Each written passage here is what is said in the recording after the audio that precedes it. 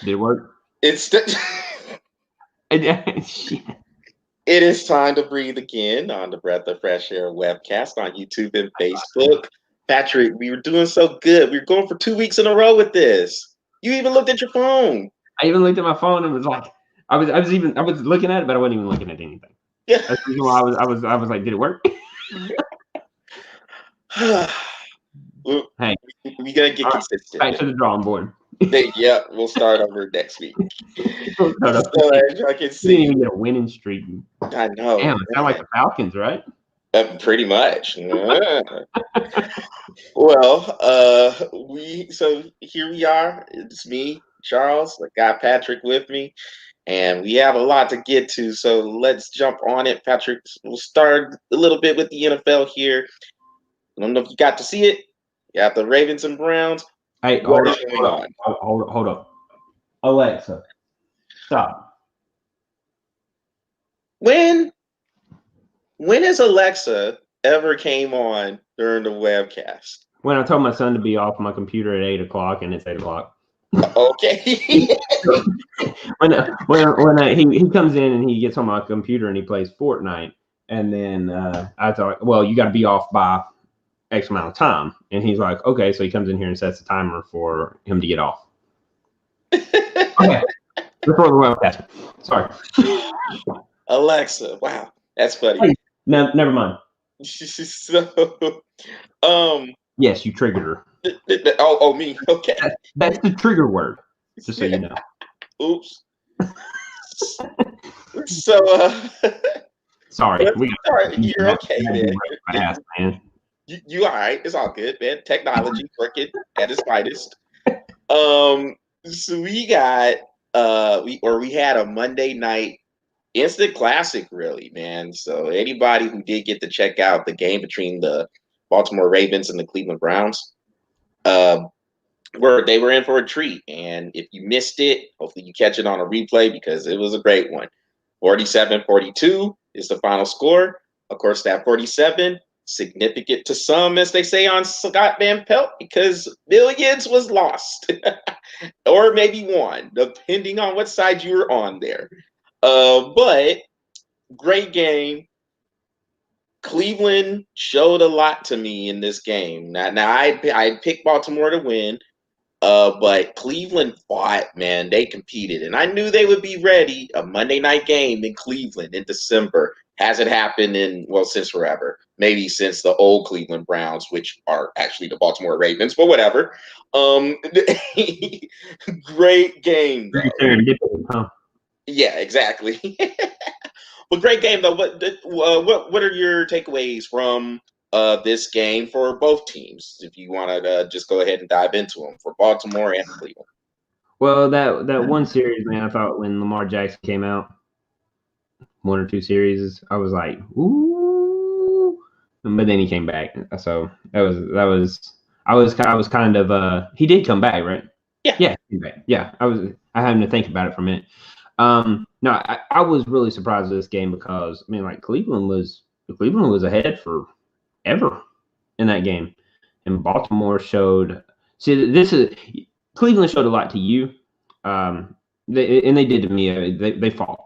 They're fighters now.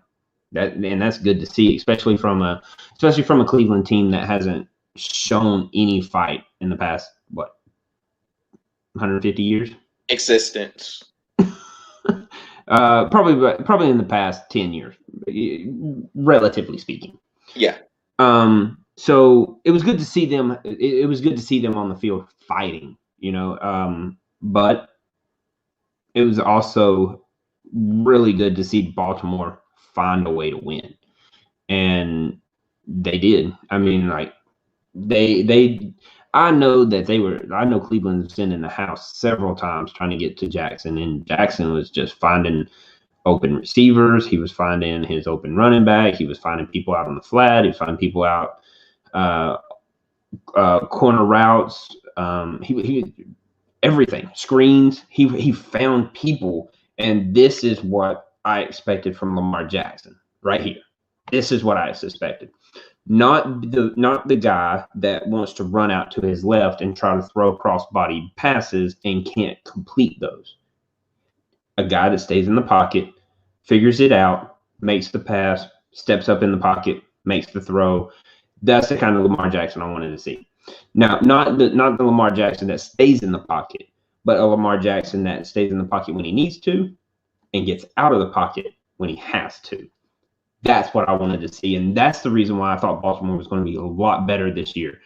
He plays like that, Baltimore has a really good chance. He plays like he did in the past 4 games, they're out. Well, Patrick, how good did you think Baltimore was going to be? Because you had Cincinnati, if I recall, winning the division, and Baltimore was 14-2 last year. Well, I had Cincinnati because I figured they were going to creep up on people. I was going for the underdog. That was a Hail Mary pass, and obviously enough, I'm not Kyle Murray. So, with that being said, here we are. And no, I expected them to compete more than get. How do I say this? I expected Baltimore to compete more within games and win better games than lose the games that they did. I mean, they're 8-5 right now. They are 8-5, but they could have easily been better if they would have won the games that they should have won. That's what I'm trying to say. If they won the games they should have won, they should be far better than 8-5. We're probably looking at 10-3, 11-2. That's what they should be. Now, did I think that they were going to be that good coming into the season? No. But their football play proved me wrong. And if I'm, I have to look and give credit where credit's due. And, even though I didn't have them, my personal opinion, with the way they've been playing this season, they should be at least 10-3. So the thing with Baltimore, I think, is you have a young guy. Lamar Jackson's 23 years old, 22, 23 years old. This man was an MVP last year, splash. And now you're coming into this year, you have film. Defenses are going to make their adjustments. Defenses are going to game plan for him a little bit. So I think where Lamar Jackson is right now is that evolving period that you were talking about, where he can make some plays from the pocket and still get out of the pocket when it is necessary. I think a lot of people were kind of quick to say, oh, man, he's not going to get it now. Look, every quarterback goes through a transition period where they're hot for a rookie year, if they happen to be hot for the rookie year, or their first year starting, and then teams get film. So now it's that chess match. This is why you have to continue to work. You have to continue to evolve, and you have to continue to get better, or the rest of the league is going to leave you behind. And that's why your elite guys at whatever position continue to stay that way, because they are putting in the extra work. That's the next step for Lamar Jackson. He has to be able to put in that extra work and continue to get better. Looked pretty good in the game against Cleveland last night. So, like you said, if he continues it, then I think he'll be okay. I guess he's got to. Ooh, a lot of feedback. He's got to stop running out to his left. The man cannot run to his left unless he's going to scramble. And he trying to throw those crossbody passes, man, that ain't going to work. It's the reason why the Steelers got him. Twice. Yeah, and that's the thing. Like, ain't no quarterback supposed to be throwing no crossbody passes. So, hey, 2020 is a weird year. That's all I'm saying. Yeah, we'll get to that in a minute. But yeah, look, big picture though for Baltimore. They needed this victory because we talked about the record. They're 8-5 now. That puts them right in the mix for the playoffs. And they have a very favorable schedule these last 3 games. I think they have the Jags next week. I know they have a game with Cincinnati, and I forget who their other guy. Oh, the Giants. So very favorable schedule. That is why this game against the Browns was really important for more than just one reason. They win this game sitting at 8-5, very, very favorable to them for them to finish 11-5 and probably into the playoffs. Probably. For Cleveland, they're at 9-4.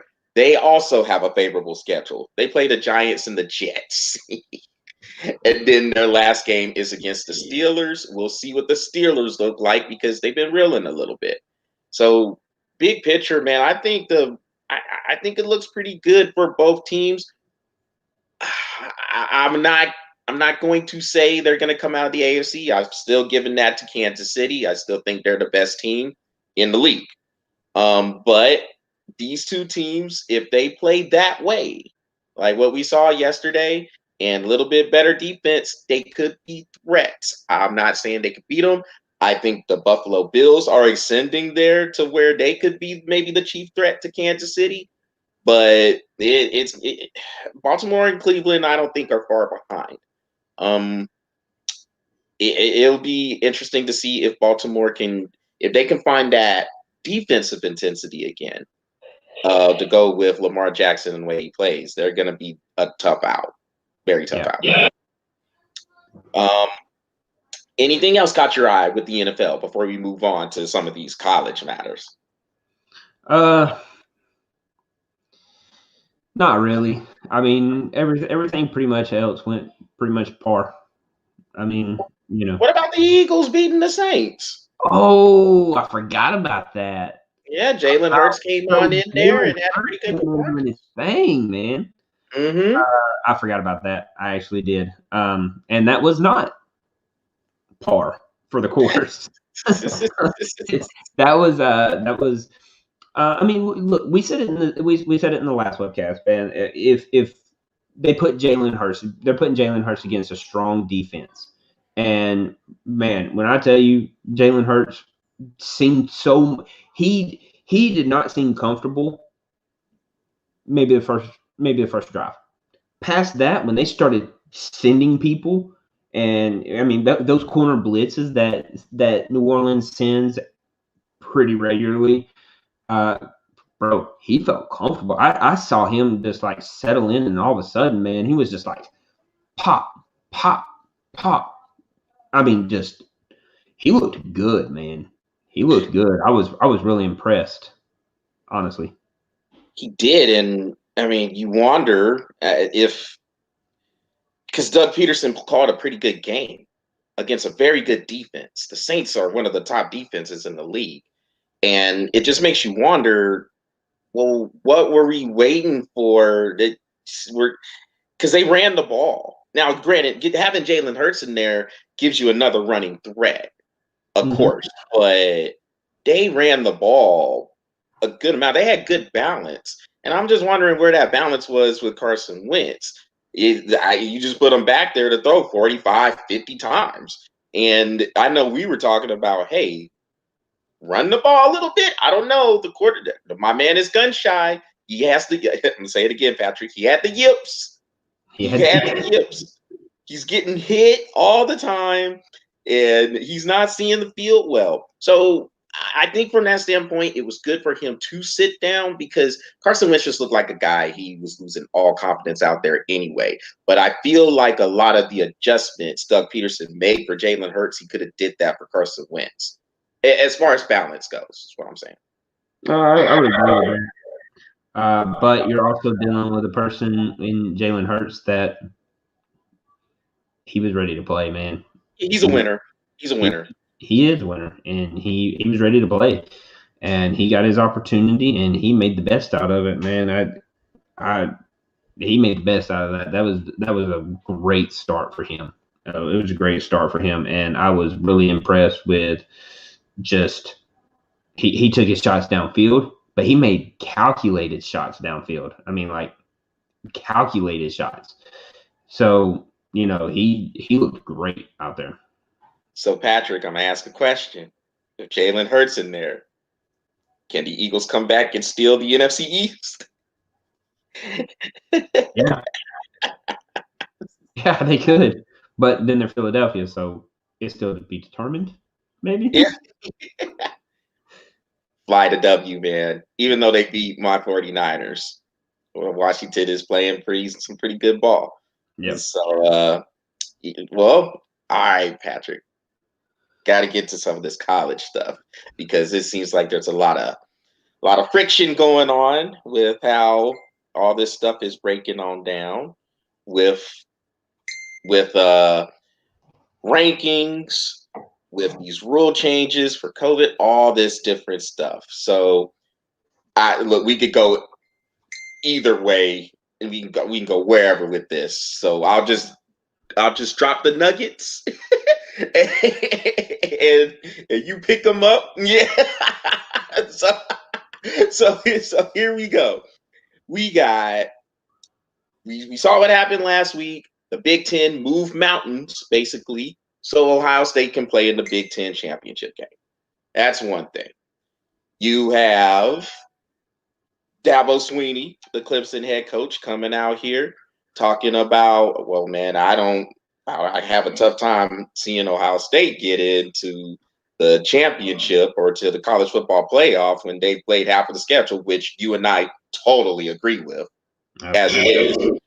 And then you had the SEC commissioner, Greg Sankey, come out and basically criticize the ACC for protecting Notre Dame and Clemson from playing this week so they could go straight to their ACC championship game pretty much as healthy as they can be. ACC, of course, fought back like, we're not protecting those teams, but it does look like they're protecting them. Just saying, because Alabama and Florida played in the SEC. They both had their spots set up in the SEC championship game. They still played, though.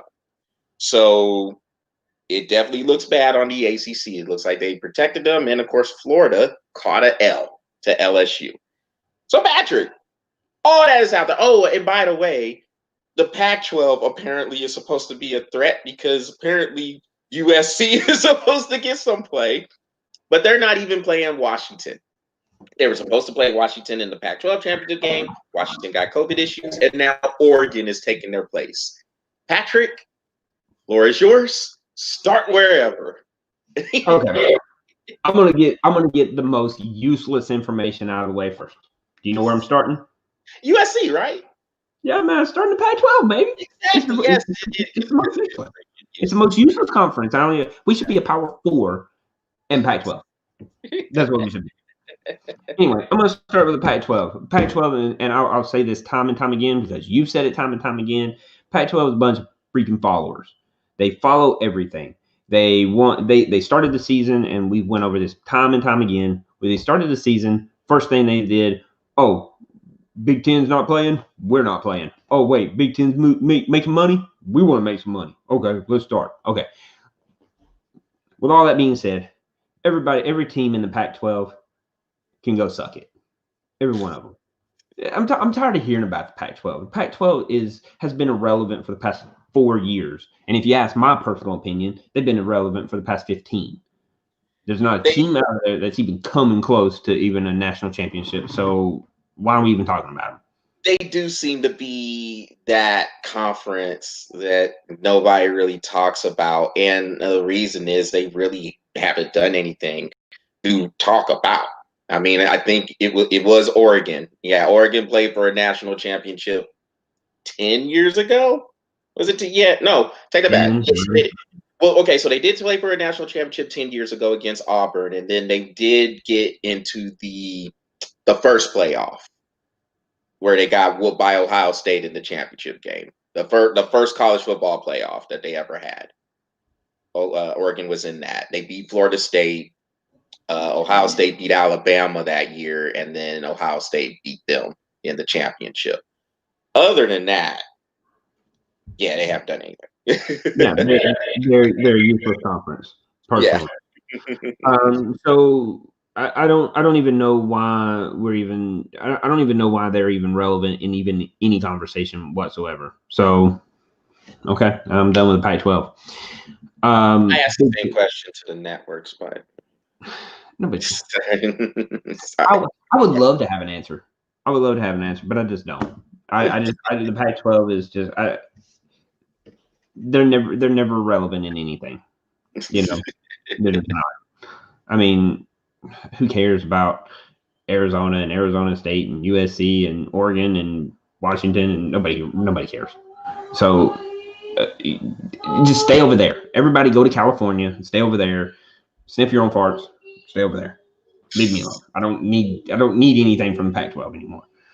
Big Ten. This is the second most useless conference. You got the Big Ten and Ohio State. Ohio State's getting so much love and so much catering to at this point just because they need somebody in that fourth spot. I've told you, like I said, two, maybe 3 episodes ago, I respect a Coastal Carolina team over this team. And it's not that I'm saying that head to head that Coastal Carolina can beat Ohio State, but I'm not saying Ohio State can beat Coastal Carolina either. So with that being said, but I have to look at bigger picture. Coastal Carolina is 11-0. Ohio State is 5-0. They don't deserve to be in the position. And then the commissioner for the Big Ten was like, "Oh, 8 games and that's it, and we're not doing any more. And if it's canceled, it's canceled. That's it." Then all of a sudden, now you're wanting to change the rules so that you have that opportunity to stay in the top 4. That's not how it works. It's not how it works. They've been constant hypocrites through this whole process. The Big Ten conference as a whole has. Yeah, and honestly, at the point of that, I agree with Dabo. I agree with him because this is not right. They don't deserve to be there. But the fact of the matter is that Ohio State opened up a can. They opened up a can that allowed people to fall back on the plan, on the rules. And if you're going to break the rules for Ohio State, let's break the rules for everybody else. Now, not everybody else is breaking rules. Hold on, I know you've got something to say. Not everybody is breaking rules, but I was just gonna say, did they real quick? I just wanted to say, did they open up that can, or did the Big Ten and this college football committee open that can? Because they could easily sit there and say, Ohio State. That's who I'm saying is the NCAA and the committee. They opened up a can that allowed them to break their own rules, which now is starting to put into situations like, well, Clemson and Notre Dame, well, I don't want them to play now because I need to protect them. Let's be honest, Notre Dame and Clemson, they still got 10 games under them. So I can, even though they're not playing for their games for the national championship, they still have more credit and clout than Ohio State does. But the NCAA committee opened this up and allows people to break their own rules. Now Clemson and Notre Dame is like, well, then I don't want to play. I don't want to play because I want to save my team for Clemson. And that's fair enough. I mean, I get it. I don't agree with either way. I wish Ohio State would be out, Clemson and Notre Dame play their games, and let the cards fall where they may. But that's how I feel. Now, the SEC, look, man, I think they did most everything right. The only thing I disagree with, yet agree with at the same time, is because if I was a commissioner, I'd absolutely say something. I'd be clowning all of them, every single one of those conferences. But in this world we live in, you have to look at it and say, you did what you're supposed to do. You played your games. You followed COVID protocol. Alabama, Florida still played. They're going to play this weekend. Just keep your mouth shut and play the game. You know what I mean? Other than that, there's my spiel on all 5 conferences. Well, and I didn't even have to say anything about the Big 12 because Big 12, they didn't do anything. They're playing their games. Hell, most of them were playing their games even through COVID. They're like, it's the only conference that I've seen really, truly say, we got 15 people on COVID protocol, quarantine their butts, let's go out here and play a game. Yeah, and I guess that's the thing that happens when you open that up for the conferences to decide. You're going to get different conferences who are going to handle things different ways. I I do think if you had a standard, so if you had a standard of playing conference only games and you had this schedule in place, to me, you have to do what you can to finish out that schedule one way or another, as close as possible. The idea you can go and just cancel games because you chose to, not necessarily because of COVID, but because you chose to, which is basically what the Atlantic Coast Conference did with Yeah. Notre Dame and Clemson. Is that's where I have the issue with it, because now this is the whole, you're changing the rules as it goes, and we can't continue to use COVID as an excuse to just make these rules up as we go, as we see fit to protect your bottom line. That's what that seems like that's what that seemed like that ACC decision was. Of course, the ACC is going to come out and say, no, we're not protecting anybody, blah, blah, blah, blah, blah, blah. But sure we can. All right, Jonathan, I see you. But but I understand having to be flexible. This is a ever evolving thing that is going on, and you want to make sure you do have that flexibility. But that's why I think what those other three conferences, the SEC, ACC, and the Big 12, that's what I feel they were doing all along. Like, hey, we're going to go ahead, we're going to put this conference on the schedule on. And if there are some postpones, we have a little bit of room to work with so we can reschedule these games and play them. And there was no protection there really to say, like with Alabama and Florida, they already had their spots in the SEC championship game, already cinched it, but they were still going to play it. What did Jonathan say? They're the worst of the Big Ten that way. Oh, yeah. Oh, we were on it, Jonathan. Oh, yeah. Yeah. Yeah. And so, no, the Big Ten is the worst. If you want to. The Big Ten is the absolute worst. Actually, the Pac-12 is worse than them because they followed the Big Ten. So, if you follow, he said, okay, he got it. I love it. But the thing is, you put those rules in place, and then you have the flexibility. I know you and I, I know you and I have been talking about the Big Ten and Pac-12, how they rushed to put this season together, left no flexibility for any type of schedule changes. And the teams that wanted to play, like Wisconsin, I'm sure they wanted to play. The other teams that got games canceled, Indiana, Purdue, Nebraska, I'm sure they wanted to go ahead and play, but they didn't let them play. Now we're moving mountains for Ohio State because this is your chance to get a championship out of this. And you want to move all these mountains, all these, just everything, hills, mountains, plateaus, oceans. You want to move everything. We're jumping to parallel Earths right now just to make sure they get a spot in the top 4. And the sad thing about it is, Charles, is all 3 of those teams is probably going to stomp the crap out of them because they're not battle tested. They're not really battle tested. And yes, Jonathan, yes, that is what they're doing because the Big Ten did it. They moved these mountains. And they sat there and they just said, look, and they played 5 games. They were not going to get to that 6-game plateau that the Big Ten set up. And like I said, I understand, yeah, you want to be flexible for COVID, but we can't continue to use that as an excuse just to make up things. And to make up things as you go from what you set up at the beginning. That can't happen. And for them to do this, if I'm the other teams in the Big Ten Conference, I'm high. I am super, super pissed. Even though they might have lost the games or whatever, that's not the point here. You might as well just said, look, we'll set it up for 8. Just play 4. If you play half of the season, then just win 1. Just win 1. Indiana. All you have to do is win 1. And that's the team. Wisconsin and Indiana should be pissed off more than any of them. Out of the Big Ten, they should be pissed off more than any of them. Other conferences, truthfully, they should be happy. Let Ohio State come in. Alabama's like, oh, please let them come in.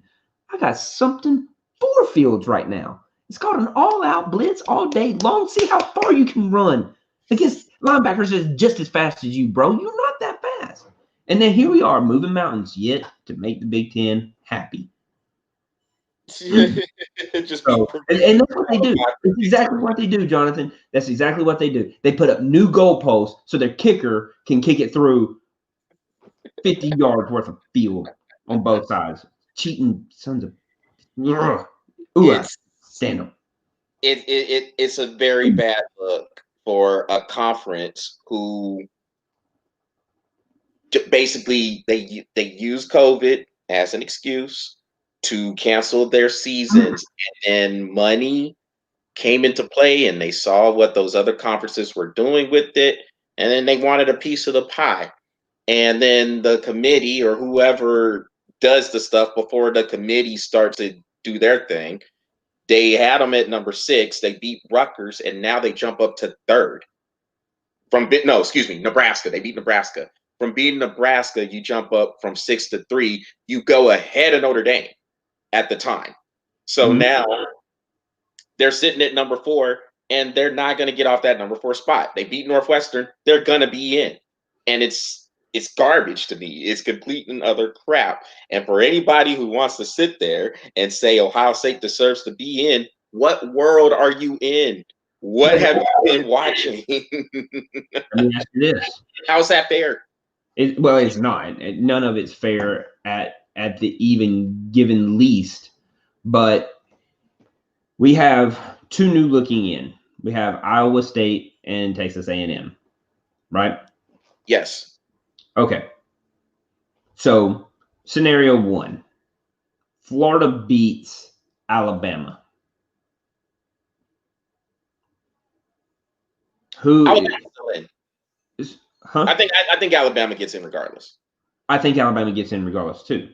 So, but let's say this. So Alabama will move. So Notre Dame will move up. Clemson will move up. Do we say Ohio State moves up to 3 and Alabama goes to 4?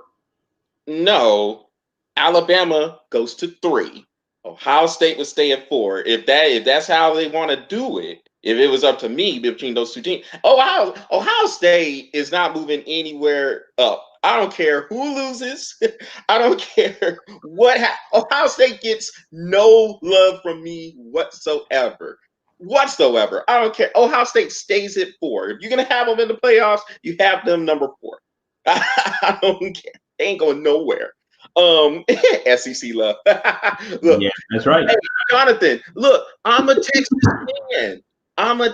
fan. We don't have the horses in the Big 12 this year. Our best team got 2 losses, and it might be Iowa State. So, and Oklahoma. Yeah, and Oklahoma. But here's the thing. So, all right. So I saw Bear's question. Who would I have for 2 or 3? The pick for the playoffs? Well, Bear, it just depends on how these games go, to be honest. Right now, you have Alabama. I think it's Alabama, Notre Dame, Clemson, and Ohio State in that order, right? Yeah. So we know Notre Dame and Clemson play each other. So one of them. Yeah. Definitely. Man, I don't. So if Clemson gets beat by Notre Dame, personally, I have no problem putting Ohio State or Oklahoma in over Ohio State. I have no problem. I have no problem doing that because at least. Hold on, say that again. All right, so if Notre Dame beats Clemson, if Clemson loses, that gives them 2 losses to Notre Dame. Yes. So they probably, to me, they would fall out, and I have no problem putting the Big 12 winner in. So if that's going to be Ohio State and Oklahoma, they got 2 losses too, but they lost. But they won their conference. One of them would have won the conference. Yes. Okay. And so you're saying so if Clemson loses, they're done. I would agree with that. Yes. And I then would put the Big 12 winner in their place. So then you would look at Now look this Ohio State. I'm trying to say that right off the bat. Ohio State should not be in. I agree with that too, but we're obviously going to be in. Look, we're in this COVID America right now. Ohio State's in. We might as well go ahead and accept that. I mean, let's be honest. We might as well go ahead and set that. Well, honestly, they should be number one. Let's just give them what. Let's just give them everything that they want and just give them number one. And hills for them anyway, right? Let's just give Yeah. them. Just give it. We're moving mountains. Let's just instead of just moving mountains, let's just give them the mountains. Let's just give them. Texas A&M. Texas A&M could get in there. That is true. You know what? So do you pick, so that's my question. Do you pick a Texas A&M over a Big 12 conference win? So I would go Alabama, Notre Dame if they beat Clemson. Alabama wins. Pending Notre Dame wins. Yes. So I'd take Alabama, Notre Dame, the Big 12 winner, and Texas A&M. I sure would. I would get Ohio State out of there, dude. Ohio State would be gone. There's no way they should be in here. I totally be in top 25. Personal opinion, but if that's how it works, if Alabama wins and Notre Dame wins, yes, I would put the Big 12 winner and Texas A&M in there. Now, if you have now let me ask you. I was facing that. Okay, so you have Clemson win.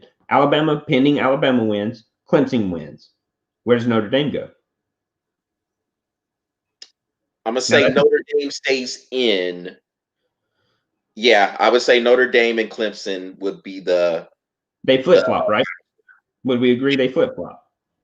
Yeah, they would flip-flop. I'd say it'd be Alabama, Clemson would be number 2, Notre Dame would be number 3, and A&M would probably be the next one in. If it was up to me, obviously, Ohio State will probably still stay in there.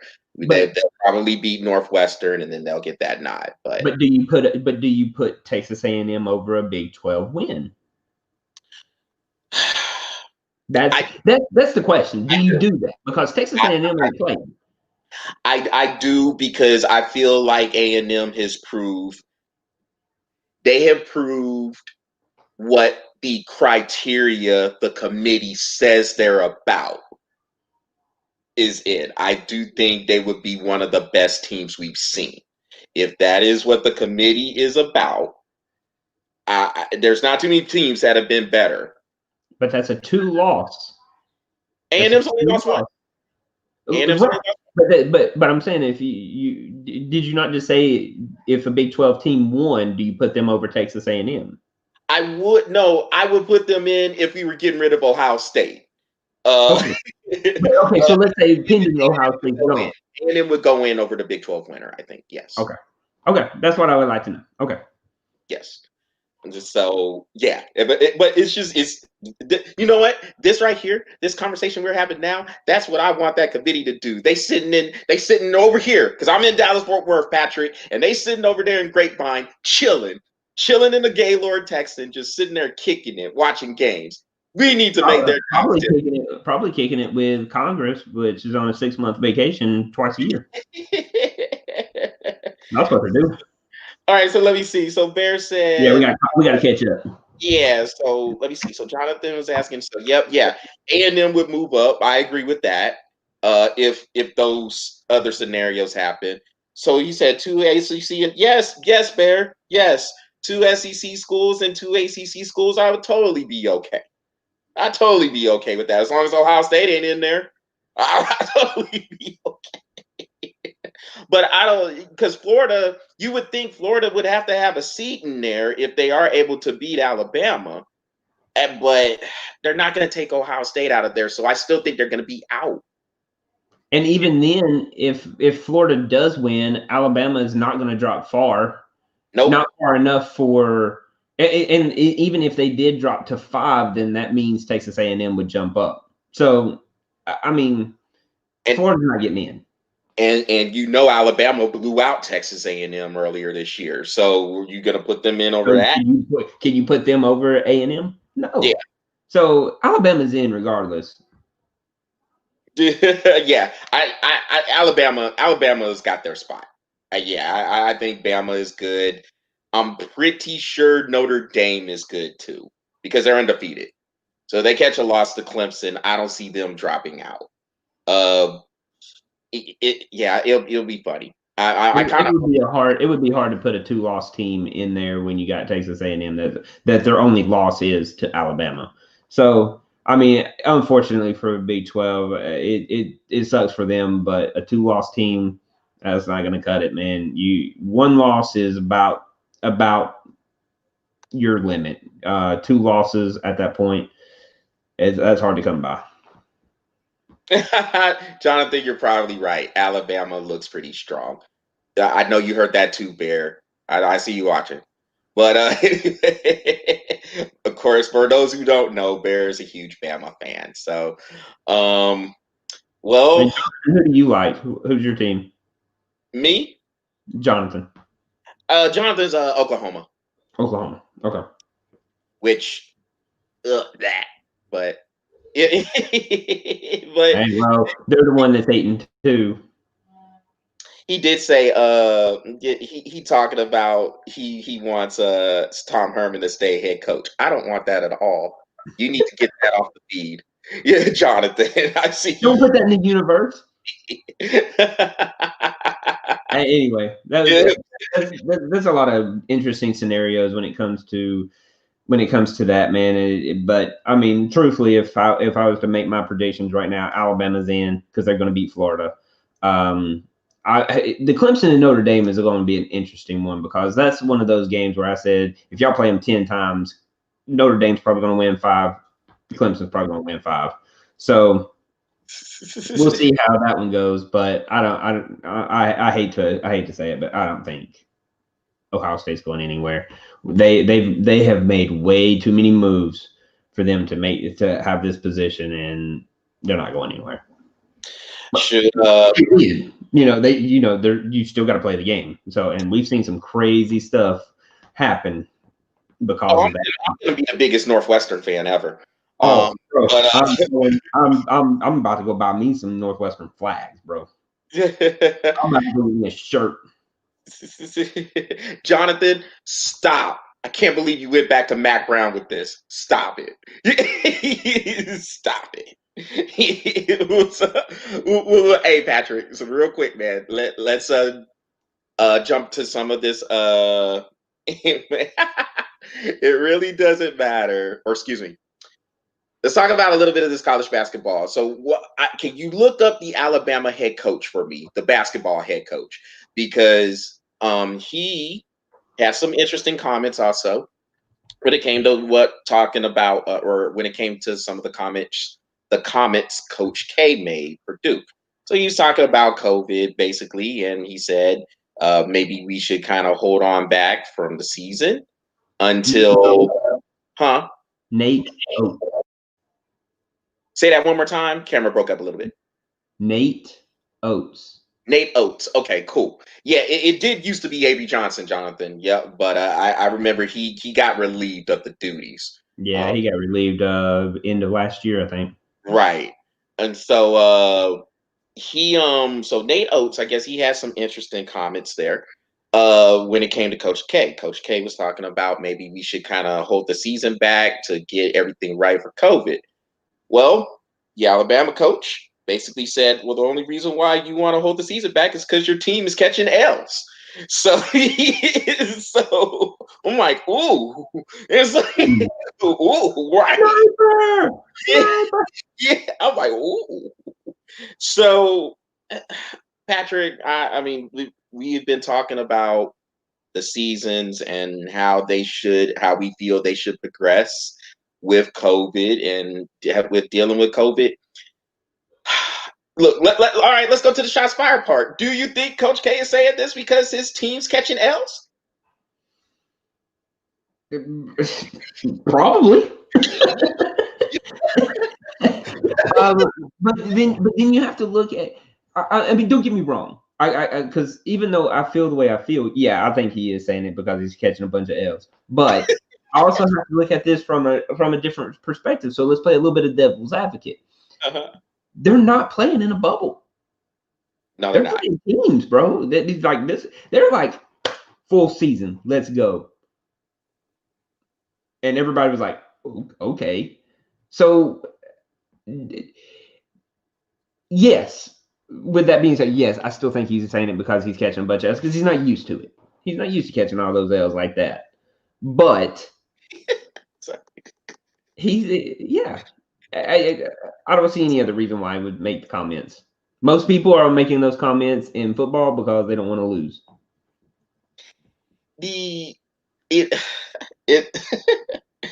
I was actually surprised the college basketball season started on Me time. too. I really was. I was surprised that they were even going to do it when they said they're not playing in a bubble. I went, really? Jonathan. Okay. So I tend to agree with you, Patrick. I do think there's a little bit of, yeah, we're getting beat here, so maybe we should postpone the season. And I I don't think, because look, Calipari, let's look at Kentucky. Kentucky been catching nothing but L's. But Calipari is not talking about stopping the season. He's like, look, we're going to play this thing. We're going to do the thing, and we're going to see. And Kentucky will probably, if the season continues to go on, they'll probably grow throughout the season with all their young players, and they'll make some noise in the NCAA tournament. But I kind of felt the same way with Coach K's comments. And look, we know how great Coach K is. We know how great of a coach he is. That's not what this is about here. This is strictly about the comments he made, and I do agree. I feel like there is a little bit of, man, we're not playing good. We not ready. Yo, postpone that season. I want to sit there and accumulate L's. And I know us even saying that might even sound insensitive, but I don't really care about that anyway. It's a real question. It's a real question. A real question that needs a real answer. And here's a real answer. Stop being a baby. Play the game. Yeah, play the game. And to me, these are college kids. So let me see. So maybe college should do like the NBA and not have fans. Well, the thing is, Jonathan, there's a good amount of those college games, or at least from the ones that I have seen, that don't have the fans in there. Maybe a few, maybe they have a little bit of social distancing going on.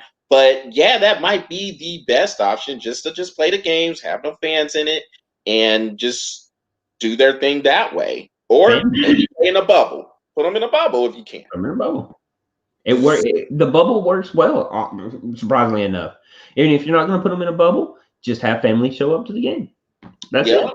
Yeah, because I know in the, because you know how the season starts and they have all those preseason tournaments that are going on. There was no fans in some of those games I'd seen. It was just nothing but the coaches, players, and the media and whoever else, maybe like you said, close family members.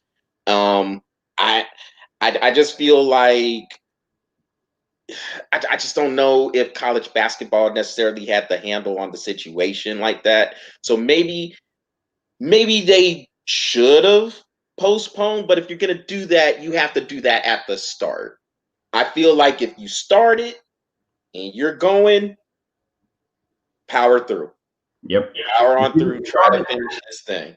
To me, at that point, you're committed. And that's the way I see it. I mean, like if you're really into this and you're really going to say we're going to start a season, it's just like baseball. And when the baseball commissioner come out and he said, look, yeah, there's a bunch of COVID issues right now, and I see I see them, but we're not stopping the season. And there's teams out there that were like, look, we need to probably stop. Miami at that one point, they had all of those COVID issues. Philadelphia had all those COVID issues, and they were like, forfeit the game. We're going to keep playing, and this is how it's going to be done, point blank. And when you started seeing these teams going, oh, well, we're not getting to use COVID as an excuse, bro, did you see the COVID? Everybody was like, we're going to play. And you know what? And, Jonathan, he brought up the kids. For the kids, because I had heard, I think it was Tom Izzo. I heard Tom Izzo on a radio show. And these kids, they're having to deal with everything with COVID too. If you're telling them they have to stay in their dorm room, they have to chill or whatnot. playing basketball for them is a release. Mm-hmm. It's probably a release for them to get out and do something that is close to normal. Do you really want to take that away from them? That's the question I would ask Coach K.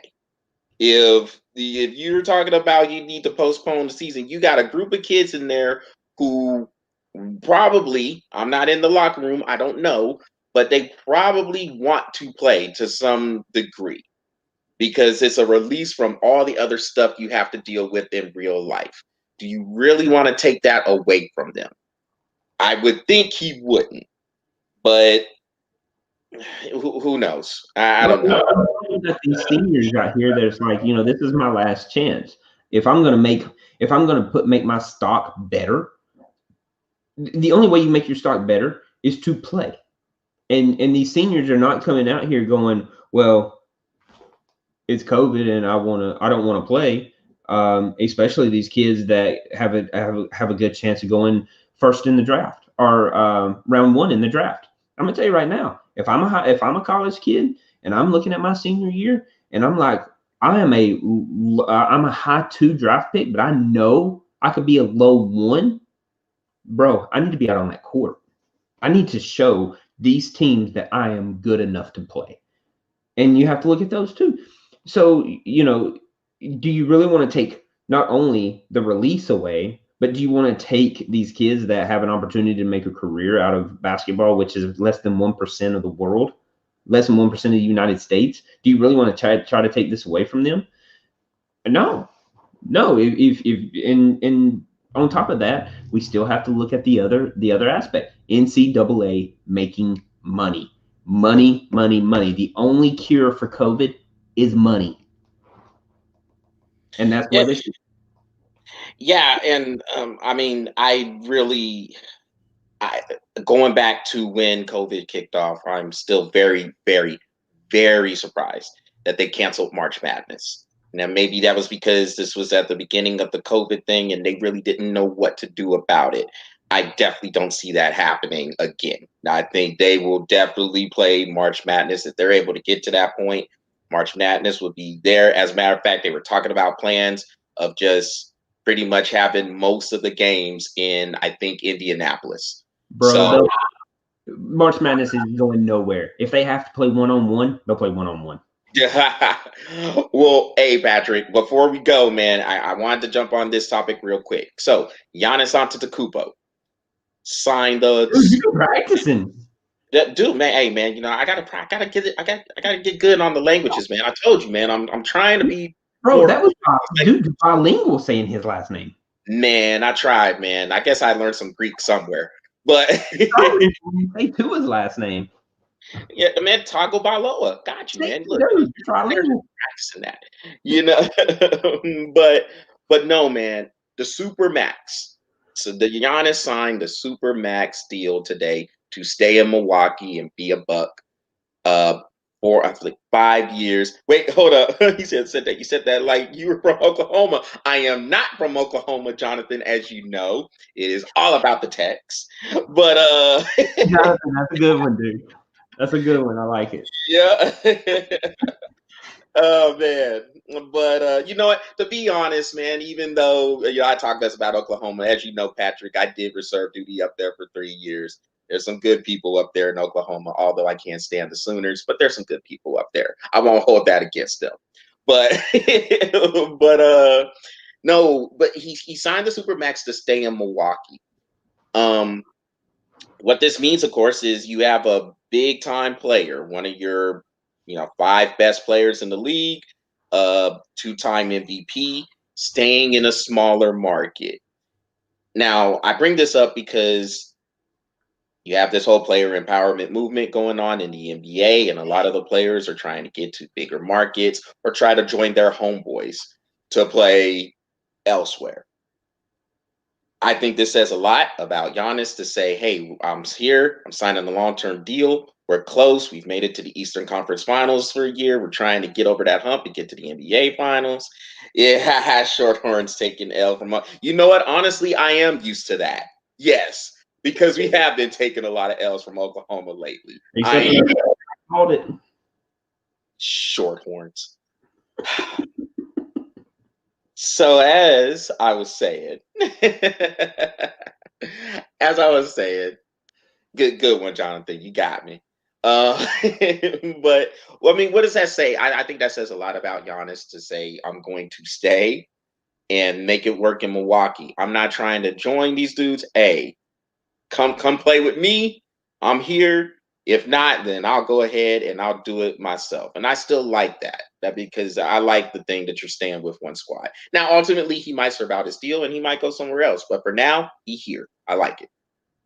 And he'll probably fill out his contract there. He's not going to do like an option like I won't even say his name because if I do, I'm gonna get started. Okay. But I will say this.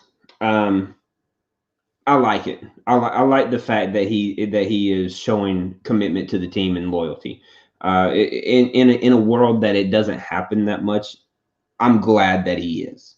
And he is saying, come over here and play at my house. That's cool. If you don't, that's cool too. I'm gonna try to beat you out of the way.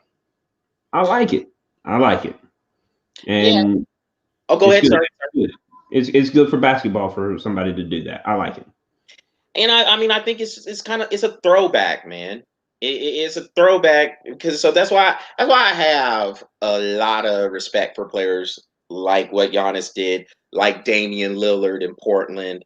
You know, the dudes who were saying, "Look, I'm gonna try to do what I can, staying here with this team. This team drafted me. They've showed stock in me.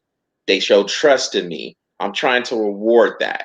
I want to do what I can to bring a title for you guys, giving me this money, saying that you want me to be here, and I'm here. I think that's good for it." And I remember I was having this discussion with my dad because my dad's like, "Well, you should want to go somewhere if you're trying to win a title." Well, I told him some of those players, they might not be about necessarily going to another spot. They want to stay at that spot, and there's nothing wrong with that. If they want to stay at the spot where they were originally drafted at, that is fine. There's more than one way to win. You don't have to go join your homeboys all the time. It's just go rent. Yeah. Yeah. There you go, Jonathan. I know you're upset about that one when Kevin Durant left. Yeah. I know that struck a nerve. And with Milwaukee, when he said with the consistent shooting, he is right. Yeah, if Milwaukee could get some real consistent shooting, they're going to be tough to beat. They almost had that by picking up that dude Bondanovich, Boban Bondanovich. Yeah, but of course that deal didn't go through, and he went to the Atlanta Hawks. Yep, he went to Texas. Yes, y'all adopted him for a little bit. Yep, I know what you're talking about, Jonathan. I know Kevin Durant went to Texas. I know that. But man, yeah. So but yeah, just to close it out though, Patrick, because we're coming up on an hour. Yeah. Close it on up. Yeah, I mean, I like the move, and I'm sure you just said you agree. So there you go. Can't trust a short horn. Oh, you weren't saying that when he was making all those buckets. Were you saying that, John, when he gave that MVP speech? Remember that MVP speech? You the real MVP? Mm-hmm. Woo. Boy, he said LeBron. I love it. Boy, that is everything right there. Hey, everything he is saying is true, but Jonathan, the real MVP speech. Just remember that. Remember that. Jonathan, if you don't know, one of the worst players, one of the players I cannot stand in the NBA is LeBron James, bro. I can't stand him. So when you say LeBron, I know you ready to fight. Yep. Well, Patrick, we are not gonna fight tonight. So hey y'all, hey look, so this will wrap up the Breath of Fresh Air webcast on YouTube and Facebook. So for everybody who joined in on the conversation, Jonathan, Bear, for people who are watching, thanks for tuning in. Continue to join us, continue to come in for that interaction, and holla at us. As you see, we'll go back at it with y'all, and it'll be a lot of fun. And Continue to keep those likes coming on the Facebook page. And most of all, visit the Breath of Fresh Air YouTube channel. Hit that subscribe button, man. Go ahead, show us some love. Let us know how we're doing, good, bad, or indifferent. So outside of that, hey, Patrick, you doing a shorty this weekend or no? Always. I would say always, but then I always mess it up. I don't know what I'm going to do it on yet, but yeah, you got one coming. I hope the Iowa State Cyclones boom those Sooners there, Jonathan, by the way. See y'all next time. Everybody take care, and we will holler at you.